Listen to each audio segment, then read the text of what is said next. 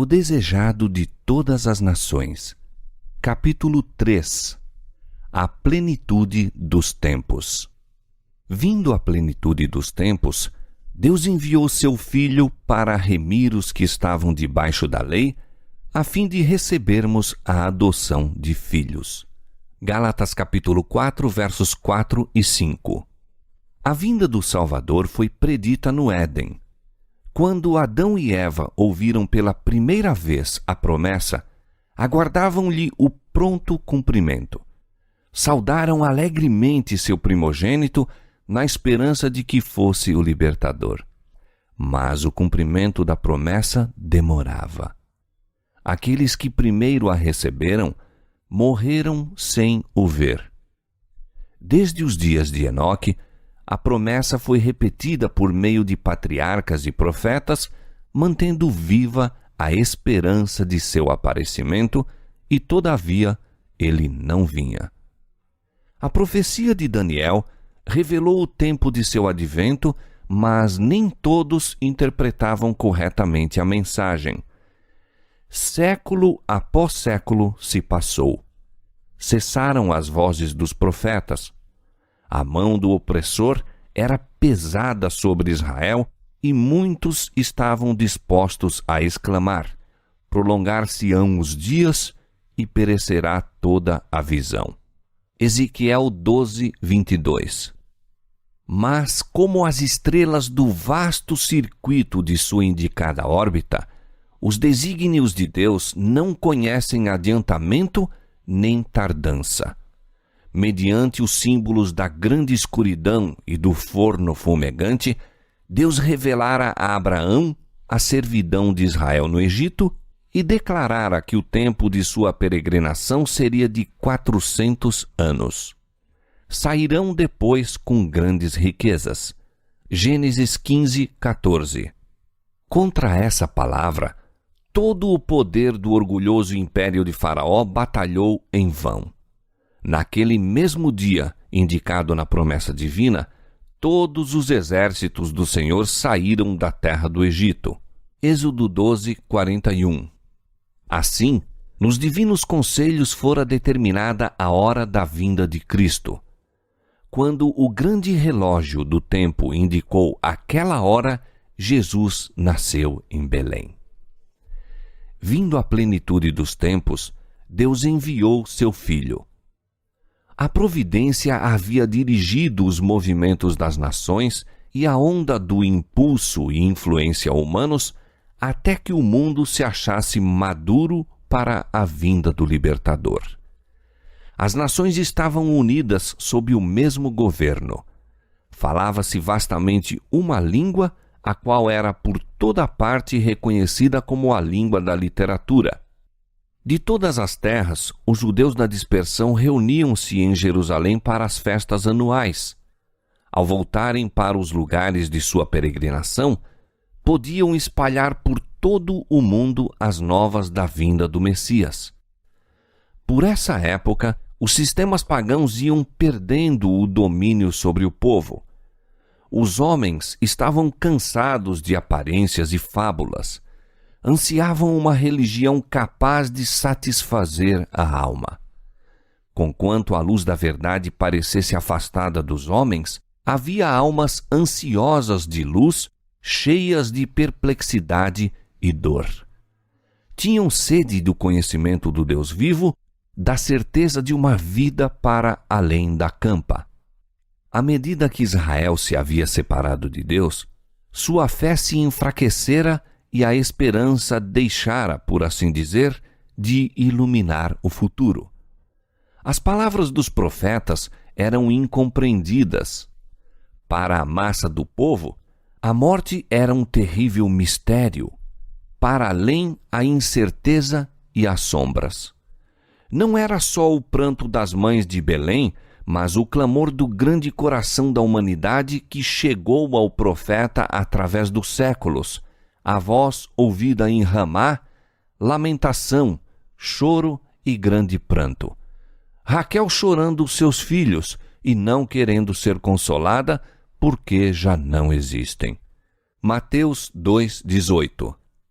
Na região da sombra da morte, sentavam-se os homens sem consolação. Com olhares ansiosos, aguardavam a vinda do Libertador, quando as trevas seriam dispersas e claro se tornaria o mistério do futuro. Fora da nação judaica, houve homens que predisseram o aparecimento de um instrutor. Esses homens andavam em busca da verdade e foi-lhes comunicado o espírito de inspiração. Um após outro, quais estrelas num céu enegrecido, haviam se erguido esses mestres. Suas palavras de profecia despertaram a esperança no coração de milhares no mundo gentil. Fazia séculos que as Escrituras haviam sido traduzidas para o grego, então vastamente falado no Império Romano. Os judeus estavam espalhados por toda a parte e sua expectação da vinda do Messias era, até certo ponto, partilhada pelos gentios. Entre aqueles a quem os judeus classificavam de pagãos, encontravam-se homens que possuíam melhor compreensão das profecias da Escritura relativas ao Messias do que os mestres de Israel. Alguns o esperavam como libertador do pecado. Filósofos esforçavam-se por estudar a fundo o mistério da organização dos hebreus. A hipocrisia destes, porém, impedia a disseminação da luz. Com o fito de manter a separação entre eles e as outras nações, não se dispunham a comunicar o conhecimento que ainda possuíam quanto ao serviço simbólico. Era preciso que viesse o verdadeiro intérprete. Aquele a quem todos esses tipos prefiguravam devia explicar o sentido dos mesmos. Por meio da natureza, de figuras e símbolos, de patriarcas e profetas, Deus falara ao mundo. As lições deviam ser dadas à humanidade na linguagem da própria humanidade. O mensageiro do concerto devia falar. Sua voz devia ser ouvida em seu próprio templo. Cristo tinha de vir para proferir palavras que fossem claras e positivamente compreendidas. Ele, o autor da verdade, devia separá-la da palha das expressões humanas que a haviam tornado de nenhum efeito. Os princípios do governo de Deus e o plano da redenção deviam ficar claramente definidos. As lições do Velho Testamento precisavam ser plenamente apresentadas aos homens. Havia entre os judeus ainda algumas almas firmes, descendentes daquela santa linhagem através da qual fora conservado o conhecimento de Deus. Estes acalentavam a esperança da promessa feita aos pais. Fortaleciam a fé, repousando na certeza dada por intermédio de Moisés. O Senhor vosso Deus vos suscitará um profeta dentre vossos irmãos, semelhante a mim. A este ouvireis em tudo que vos disser. Atos 3, 22. E novamente liam como o Senhor havia de ungir alguém para pregar boas novas aos mansos, restaurar os contritos de coração, proclamar liberdade aos cativos e apregoar o ano aceitável do Senhor. Isaías capítulo 61, versos 1 e 2. Liam como ele havia de estabelecer a justiça sobre a terra, como as ilhas aguardariam a sua doutrina, como os gentios andariam à sua luz e os reis ao resplandor que lhe nascera. Isaías capítulo 42, verso 4 e capítulo 60, verso 3. As derradeiras palavras de Jacó os enchiam de esperança. O cetro não se arredará de Judá, nem o legislador dentre seus pés, até que venha Siló.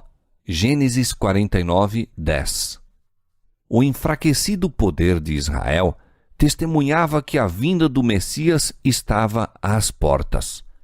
A profecia de Daniel pintava a glória do seu reino sobre um domínio que sucederia a todos os impérios terrestres. E disse o profeta: subsistirá para sempre. Daniel 2:44.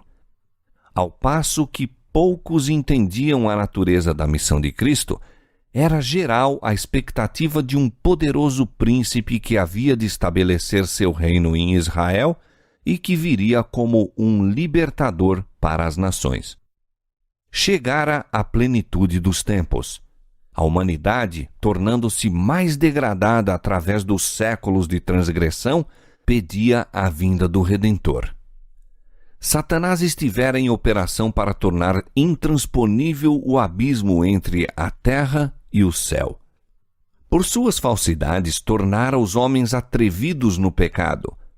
Era seu desígnio esgotar a paciência de Deus e extinguir-lhe o amor para com os homens, de maneira que ele abandonasse o mundo à satânica jurisdição.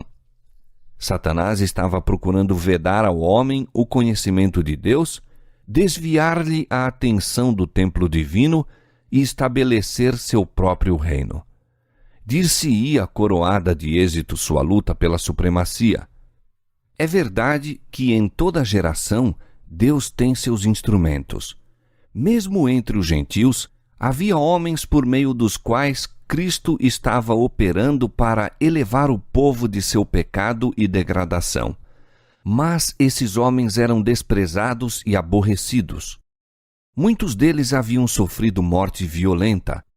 A escura sombra que Satanás lançara sobre o mundo tornara-se cada vez mais densa. Por meio do paganismo, Satanás desviara por séculos os homens de Deus, mas conseguira seu grande triunfo ao perverter a fé de Israel. Contemplando e adorando suas próprias concepções, os gentios haviam perdido o conhecimento de Deus, tornando-se mais e mais corruptos. O mesmo se deu com Israel. O princípio de que o homem se pode salvar por suas próprias obras e que jaz à base de toda a religião pagã, tornara-se também o princípio da religião judaica. Implantara-o Satanás. Onde quer que seja mantido, os homens não têm barreira contra o pecado. A mensagem de salvação é comunicada aos homens por intermédio de instrumentos humanos, mas os judeus haviam procurado monopolizar a verdade, que é a vida eterna. Entesouraram o vivo maná que se corrompera. A religião que tinham buscado guardar só para si tornara-se um tropeço. Roubavam a Deus de sua glória e prejudicavam o mundo por uma falsificação do Evangelho. Haviam recusado entregar-se a Deus para a salvação do mundo e tornaram-se instrumento de Satanás para sua destruição. O povo a quem Deus chamara para ser a coluna e fundamento da verdade, transformara-se em representante de Satanás. Faziam a obra que este queria que fizesse, seguindo uma conduta em que apresentavam mal o caráter de Deus, fazendo com que o mundo o considerasse um tirano. Os próprios sacerdotes que ministravam no templo haviam perdido de vista a significação do serviço que realizavam. Deixaram de olhar para além do símbolo àquilo que ele significava. Apresentando as ofertas sacrificais, eram como atores num palco. As ordenanças que o próprio Deus indicara tinham se tornado o meio de cegar o espírito e endurecer o coração. Deus não poderia fazer nada mais pelo homem por meio desses veículos. Todo o sistema devia ser banido. O engano do pecado atingira sua culminância. Todos os meios para depravar a alma dos homens haviam sido postos em operação. Contemplando o mundo, o Filho de Deus viu sofrimento e miséria. Viu, com piedade, como os homens se tinham tornado vítimas da crueldade satânica. Olhou compassivamente para os que estavam sendo corrompidos, mortos, perdidos. Estes tinham escolhido um dominador que os jungia a seu carro como cativos. confundidos e enganados, avançavam em lúgubre procissão rumo à ruína eterna, para a morte em que não há nenhuma esperança de vida, para a noite que não tem alvorecer. Agentes satânicos estavam incorporados com os homens. O corpo de criaturas humanas, feito para a habitação de Deus, tornara-se morada de demônios. Os sentidos, os nervos, as paixões, os órgãos dos homens eram por agentes sobrenaturais levados a condescender com a concupiscência mais vil. O próprio selo dos demônios se achava impresso na fisionomia dos homens. Esta refletia a expressão das legiões do mal de que se achavam possessos. Eis a perspectiva contemplada pelo Redentor do mundo. Que espetáculo para a infinita pureza! O pecado se tornara uma ciência e era o vício consagrado como parte da religião. A rebelião deitara profundas raízes na alma e violenta era a hostilidade do homem contra o céu. Ficara demonstrado perante o universo que, separada de Deus, a humanidade não se podia erguer. Novo elemento de vida e poder tinha de ser comunicado por aquele que fizera o mundo. Com intenso interesse, os mundos não caídos observavam para ver Jeová levantar-se e assolar os habitantes da terra. E fizesse Deus assim, Satanás estaria pronto a levar a cabo seu plano de conquistar a aliança dos seres celestiais. Declarara ele que os princípios de Deus tornavam impossível o perdão. Houvesse o mundo sido destruído, e teria pretendido ser injustas as suas acusações. Estava disposto a lançar a culpa sobre o Senhor e estender sua rebelião pelos mundos em cima. Em lugar de destruir o mundo, porém, Deus enviou seu Filho para o salvar.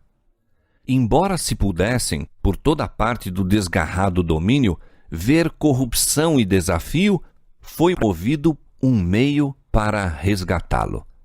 Justo no momento da crise, quando Satanás parecia prestes a triunfar, veio o Filho de Deus com a embaixada da graça divina. Através de todos os séculos, de todas as horas, o amor de Deus se havia exercido para com a raça caída. Não obstante a perversidade dos homens, os sinais da misericórdia tinham sido constantemente manifestados. E ao chegar à plenitude dos tempos, a divindade era glorificada derramando sobre o mundo um dilúvio de graça vivificadora, o qual nunca seria impedido nem retido enquanto o plano da salvação não se houvesse consumado. Satanás rejubilava por haver conseguido rebaixar a imagem de Deus na humanidade. Então veio Cristo a fim de restaurar no homem a imagem de seu Criador. Ninguém, senão Cristo, pode remodelar o caráter arruinado pelo pecado. Veio para expelir os demônios que haviam dominado a vontade. Veio para nos erguer do pó, reformar o caráter manchado, segundo o modelo de seu divino caráter, embelezando-o com sua própria glória.